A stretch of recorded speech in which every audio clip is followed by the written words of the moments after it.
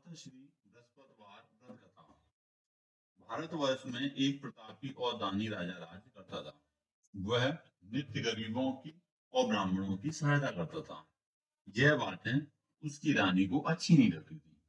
वह न गरीबों को दान देती थी और न भगवान का पूजन करती थी, और राजा को भी ऐसा करने को मना किया करती थी। एक दिन राजा शिकार खेलने वन को गए थे, तो रानी महल में अकेली थी।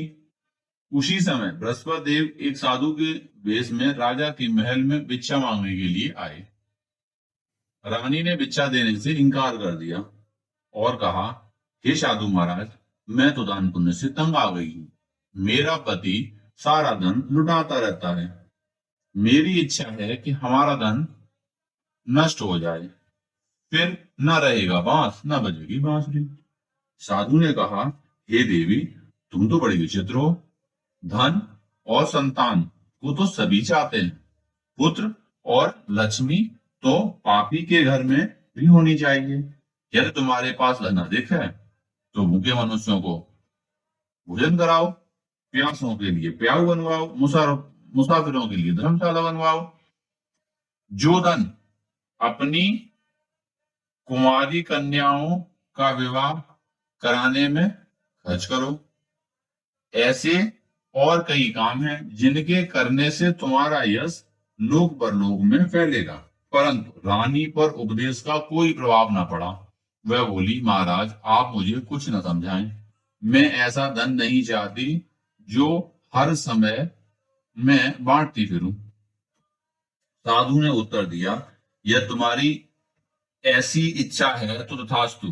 तुम ऐसा करना कि बृहस्पतिवार को घर लीप कर पीली मिट्टी से अपना सिर धोना, स्नान करना, भट्टी चढ़ाकर कपड़े धोना। ऐसा करने से तुम्हारा सब धन नष्ट हो जाएगा। इतना कहकर साधु महाराज वहां से अंतर्ध्यान हो गए। साधु के अनुसार रानी ने केवल 3 बृहस्पति ऐसा कार्य किया कि उसका समस्त धन नष्ट हो गया। भोजन के लिए राजा का परिवार तरसने लगा। तब एक दिन राजा ने रानी से कहा कि हे रानी, तुम यहीं रहो, मैं दूसरे देश को जाता हूँ, क्योंकि यहाँ पर सभी लोग मुझे जानते हैं, इसलिए मैं कोई छोटा कार्य नहीं कर सकता। ऐसा कहकर राजा परदेश चला गया। वहां वह जंगल में लकड़ी काटता और शहर में बेचने जाता। इस तरह वह अपना जीवन व्यतीत करने लगा। उधर राजा के परदेश जाते ही रानी और दासी दुखी रहने लगी। एक बार जब रानी और दासी को 7 दिन बिना भोजन के रहना पड़ा, तो रानी ने अपनी दासी से कहा, हे दासी, पास ही के नगर में मेरी बहन रहती है। वह बड़ी धनवान है। तू उसके पास जा और कुछ ले आ, ताकि थोड़ी बहुत गुजर बसर हो जाए। दासी रानी की बहन के पास गई। उस दिन गुरुवार था और रानी की बहन उस समय बृहस्पतिवार व्रत कथा सुन रही थी। दासी ने रानी की बहन को अपनी रानी का संदेश दिया, लेकिन रानी की बड़ी बहन ने कोई उत्तर नहीं दिया।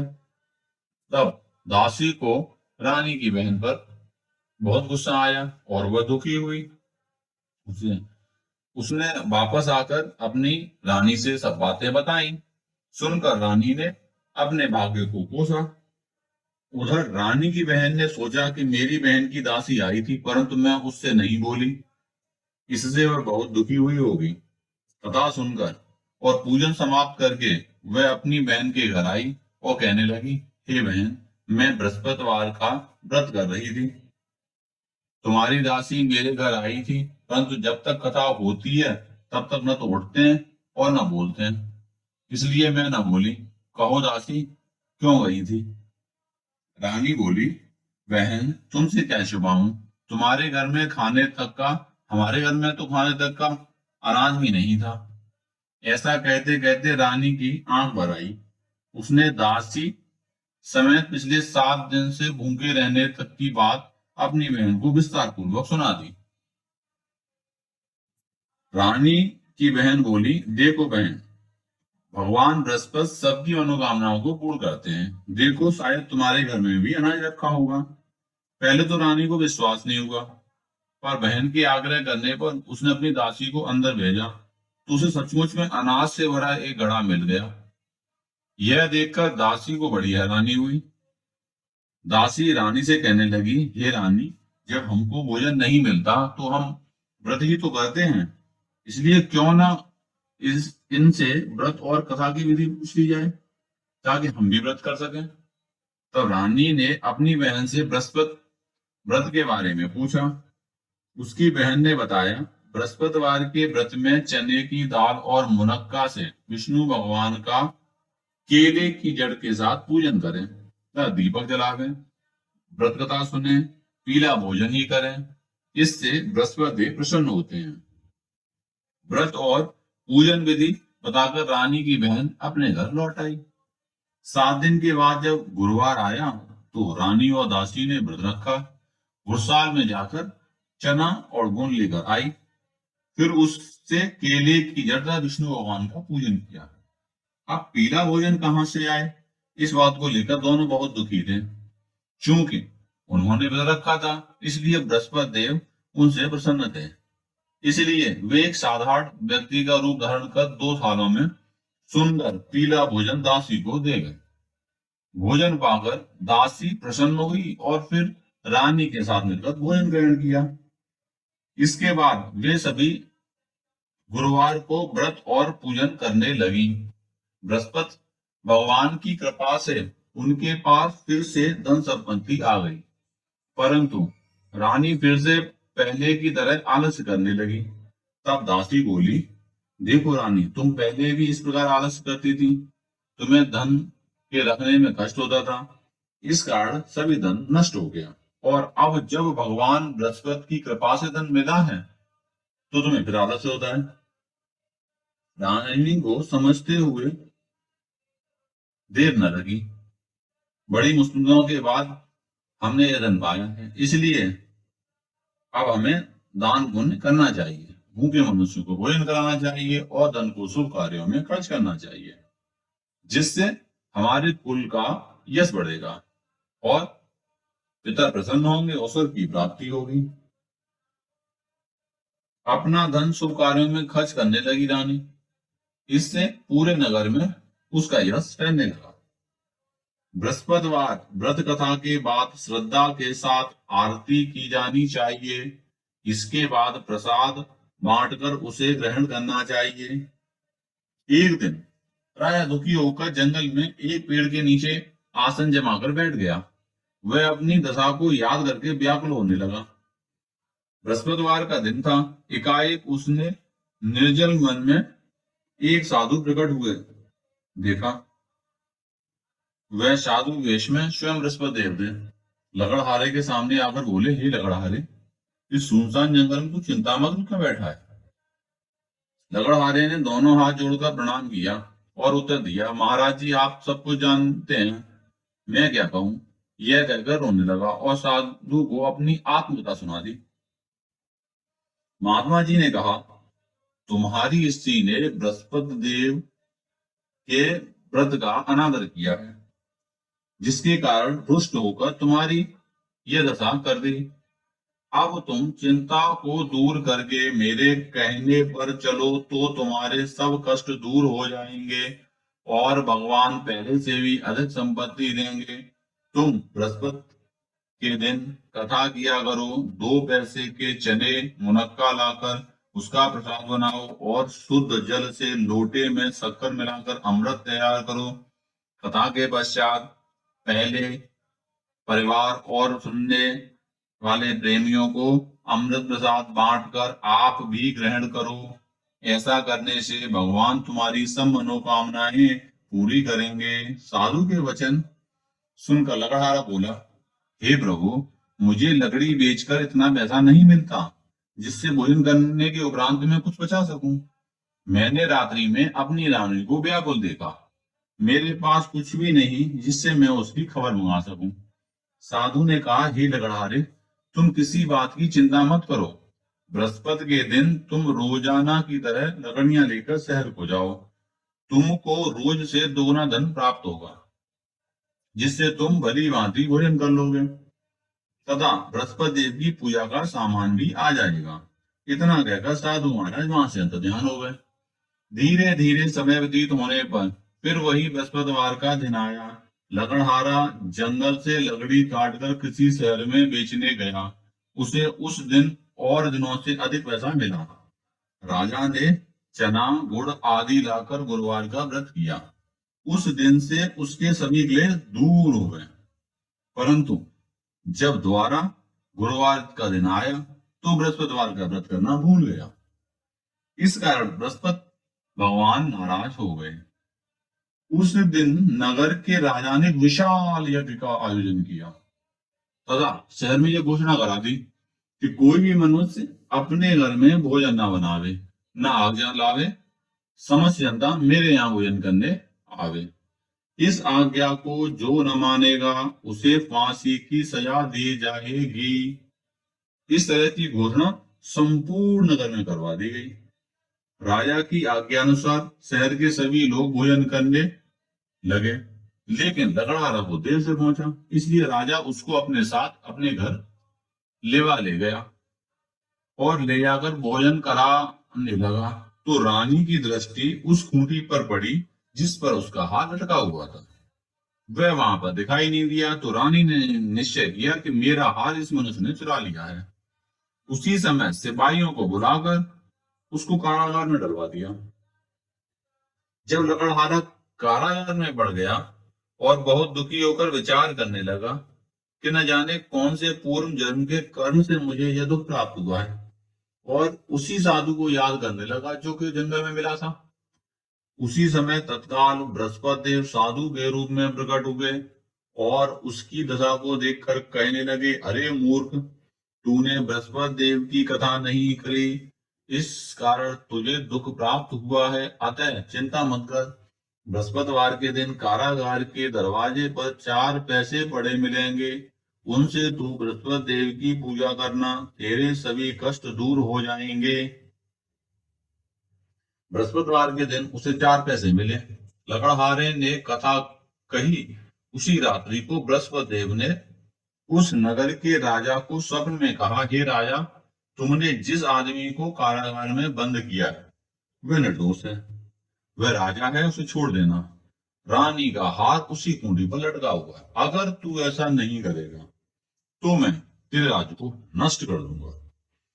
इस तरह रात्रि के स्वप्न को देखकर राजा प्रातःकाल उठा और कुंडी पर हार देखकर लकड़हारे को बुलाकर क्षमा मांगी तथा लकड़हारे को योग्य सुंदर आभूषण देकर विदा किया। बृहस्पति देव की आज्ञा के अनुसार लकड़हारा अपने नगर को चल दिया। राजा जब अपने नगर के निकट पहुंचा तो उसे बड़ा ही आश्चर्य हुआ। नगर में पहले से अधिक बाग, तालाब, कुएं, बहुत सी धर्मशाला, मंदिर आदि बन गई हैं। राजा ने पूछा, यह किसका बाग और धर्मशाला है? तब नगर के सब लोग कहने लगे, यह सब रानी और बांदी के हैं। तो राजा को बड़ा आश्चर्य हुआ और गुस्सा भी आया।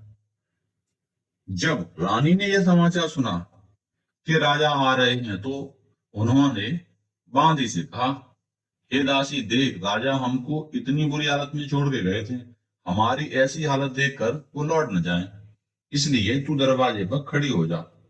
आज्ञा अनुसार दासी दरवाजे पर खड़ी हो गई। राजा आए तो उन्हें अपने साथ लेवा लाई। तब राजा ने क्रोध करके अपनी रानी से पूछा कि यह धन तुम्हें कैसे प्राप्त हुआ? तब उन्होंने कहा, हमें यह धन बृहस्पति देव के इस व्रत के प्रभाव से प्राप्त हुआ है। राजा ने निश्चय किया कि 7 रोज के बाद तो सभी बृहस्पति देव का पूजन करते हैं, परंतु मैं तो प्रतिदिन 3 बार कहानी तथा रोज व्रत किया करूंगा। अब हर समय राजा के दुपट्टे में चने की दाल बंधी रहती तथा दिन में 3 बार कहानी कहता। एक रोज राजा ने विचार किया कि चलो अपनी बहन के यहाँ हो आवे। इस तरह निश्चय कर राजा घोड़े पर सवार अपनी बहन के यहाँ को चलने लगा। मार्ग में उसने देखा कि कुछ आदमी एक मुर्गे को लिए जा रहे हैं। उन्हें रोककर राजा कहने लगा, अरे भैया, मेरी बृहस्पति देव की कथा सुन लो। वे बोले, लो, हमारा तो आदमी मर गया है, इसको अपनी कथा की पड़ी है।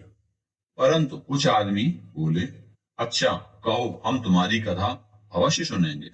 राजा ने दाल निकाली और जब कथा आधी हुई थी कि मुर्दा हिलने लग गया, और जब कथा समाप्त हो गई तो राम राम कह के मनुष्य उड़कर खड़ा हो गया।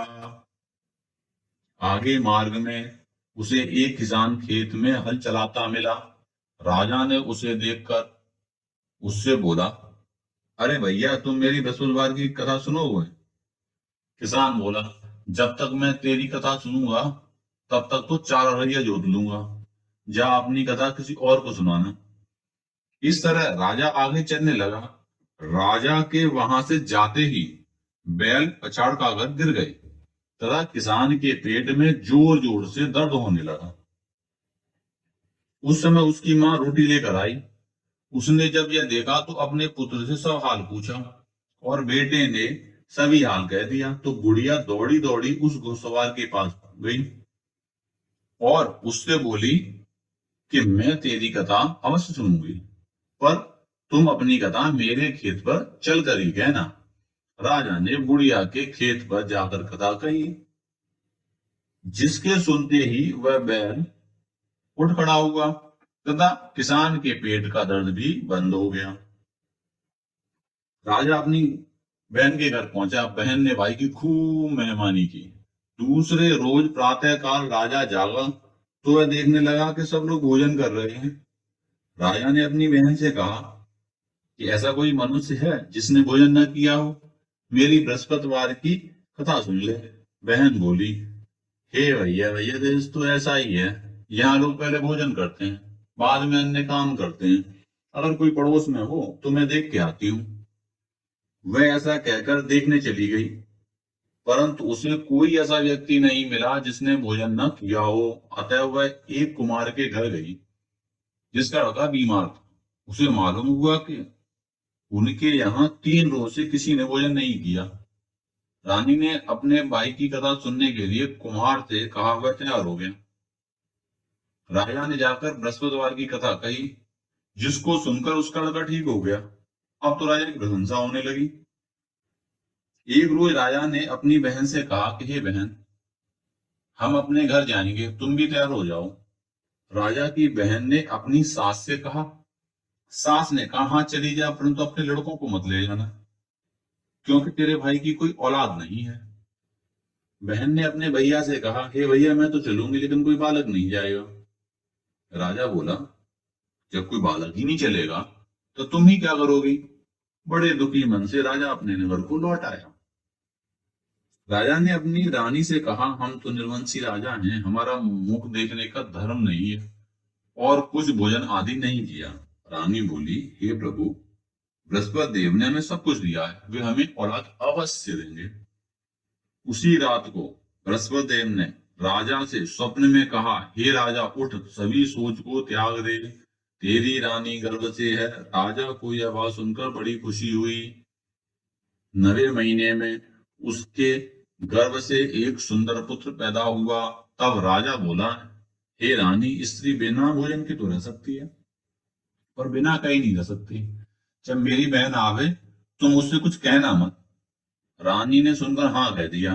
जब राजा की बहन ने यह सुसमाचार सुना तो वह बहुत खुश हुई तथा बधाई देकर अपने भाई के यहाँ आई। तभी रानी ने कहा, घोड़ा चढ़कर तो नहीं आई, गधा चढ़कर आई है। राजा की बहन बोली, भाभी, मैं इस प्रकार न कहती तो तुम्हें औलाद कैसे मिलती? बृहस्पति देव ऐसे ही हैं, जैसी जिसके मन में कामनाएं हैं सभी को पूर्ण करते हैं। जो सद्भावना पूर्वक बृहस्पतिवार का व्रत करता है एवं कथा पढ़ता है अथवा सुनता है, दूसरों को सुनाता है, बृहस्पति देव उसकी सभी मनोकामनाएं पूर्ण करते हैं। भगवान बृहस्पति देव उसकी सदैव रक्षा करते हैं। संसार में जो मनुष्य सद्भावना से भगवान जी का पूजन व्रत सच्चे हृदय से करते हैं तो उनकी सभी मनोकामनाएं पूर्ण करते हैं।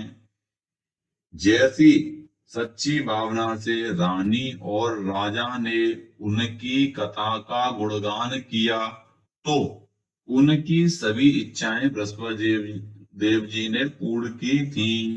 इसलिए पूर्ण कथा सुनने के बाद प्रसाद लेकर जाना चाहिए।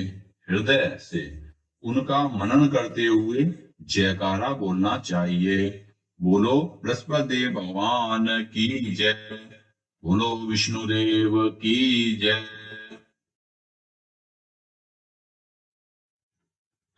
बृहस्पति देव की कथा। प्राचीन काल में एक ब्राह्मण रहता था। वह बहुत निर्धन था। उसके कोई संतान नहीं थी। उसकी स्त्री बहुत मलिनता के साथ रहती थी। वह स्नान न करती, किसी देवता का पूजन न करती। इससे ब्राह्मण देवता बहुत दुखी थे। बेचारे बहुत कुछ कहते किंतु उसका कुछ परिणाम न निकला। भगवान की कृपा से ब्राह्मण की स्त्री के कन्या रूपी रत्न पैदा हुआ। कन्या बड़ी होने के बाद प्रातः स्नान करके विष्णु भगवान का जाप करते हुए बृहस्पति देव का व्रत करने लगी। अपने पूजन पाठ को समाप्त करके विद्यालय जाती तो अपनी मुट्ठी में जौ भर के ले जाती और पाठशाला के मार्ग में डाल दी जाती। जब ये जौ स्वर्ण के हो जाते तो उनको लौटते समय बीन कर घर को ले आती थी। एक दिन वह बालिका सूप में उन सोने के जौ को पटक कर साफ कर रही थी कि उसके पिता ने देख लिया और कहा, बेटी, सोने के जौ को फटकने के लिए तो सोने का सूप होना चाहिए। दूसरे दिन बृहस्पतिवार था। इस कन्या ने वितरका और बृहस्पति देव से प्रार्थना करके कहा, मैंने आपकी पूजा सच्चे मन से की हो तो मेरे लिए सोने का सूप दे दो। बृहस्पति देव ने उसकी प्रार्थना स्वीकार कर ली। रोजाना की तरह वह कन्या जौ फैलाती हुई जाने लगी। तब लौटकर जौ बीन रही थी तो बृहस्पति देव की कृपा से सोने का सूप मिला। उसे वह घर ले आई और उसमें जौ साफ करने लगी, परंतु उसकी मां का वही ढंग रहा। एक दिन की बात है कि वह कन्या सोने के सूप में जौ साफ कर रही थी। उस समय उस शहर का राजपुत्र वहां से होकर निकला। उस कन्या के रूप और कार्य को देखकर मोहित हो गया तथा अपने घर जाकर भोजन तथा जल त्याग कर उदास लेट गया। राजा को इस बात का पता लगा तो अपने प्रधानमंत्री के साथ उसके पास गए और बोले, हे बेटा, तुम्हें किस बात का कष्ट है? किसी ने अपमान किया है अथवा और कारण हो सो कहो, मैं वही कार्य करूंगा जिससे तुम्हें प्रसन्नता हो। अपने पिता की राजकुमार ने बातें सुनी तो वह बोला, मुझे आपकी कृपा से किसी बात का दुख नहीं है।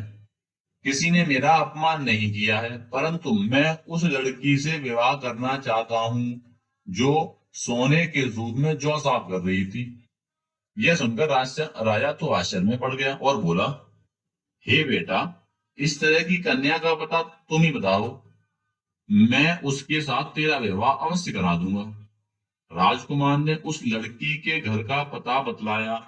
तब मंत्री ने उस लड़की के घर गए और ब्राह्मण देवता को सभी हाल बतलाया। ब्राह्मण देवता राजकुमार के साथ अपनी कन्या का विवाह करने के लिए तैयार हो गए। विधि विधान के अनुसार ब्राह्मण की कन्या का विवाह राजकुमार के साथ हो गया। कन्या के घर से जाते ही पहले की भांति उस ब्राह्मण देवता के घर में गरीबी का निवास हो गया। अब भोजन के लिए भी अन्न बड़ी मुश्किल से मिलता था। एक दिन दुखी होकर ब्राह्मण देवता अपनी पुत्री के पास गए। बेटी ने पिता की दुखी अवस्था को देखा और अपनी मां का हाल पूछा। तब ब्राह्मण देव ने सभी हाल कहा। कन्या ने बहुत सा धन देकर अपने पिता को विदा कर दिया। इस तरह ब्राह्मण का कुछ समय सुखपूर्वक व्यतीत हुआ। कुछ दिन के बाद फिर वही हाल हो गया। ब्राह्मण फिर अपनी कन्या के यहाँ आया और सारा हाल कहा तो लड़की बोली, हे पिताजी, आप माताजी को यहाँ लेवा लाओ, मैं उन्हें विधि बता दूंगी जिससे गरीबी दूर हो जाए। वह ब्राह्मण देवता अपनी स्त्री को साथ लेकर पहुंचे तो अपनी मां को समझाने लगी, हे मां, तुम प्रातःकाल प्रथम स्नान आदि करके विष्णु भगवान का पूजन करो तो सब दरिद्रता दूर हो जाएगी। परंतु उसकी मां ने एक भी बात नहीं मानी और प्रातःकाल उठकर अपनी पुत्री के बच्चों की जूठन को खा लिया। इससे उसकी पुत्री को बहुत गुस्सा आया और एक रात कोठरी से सभी सामान निकाल दिया और अपनी मां को उसमें बंद कर दिया। प्रातःकाल उसे निकाला तथा स्नान आदि करा के पाठ करवाया तो उसकी माँ की बुद्धि ठीक हो गई और वह फिर प्रत्येक बृहस्पतिवार को व्रत रखने लगी। इस व्रत के प्रभाव से उसके माँ बाप बहुत ही धनवान और पुत्रवान हो गए और बृहस्पति जी के प्रभाव से इस लोक के सुख को भोगकर स्वर्ग को प्राप्त हुए। सब बोलो विष्णु भगवान की जय, बोलो बृहस्पति देव की जय।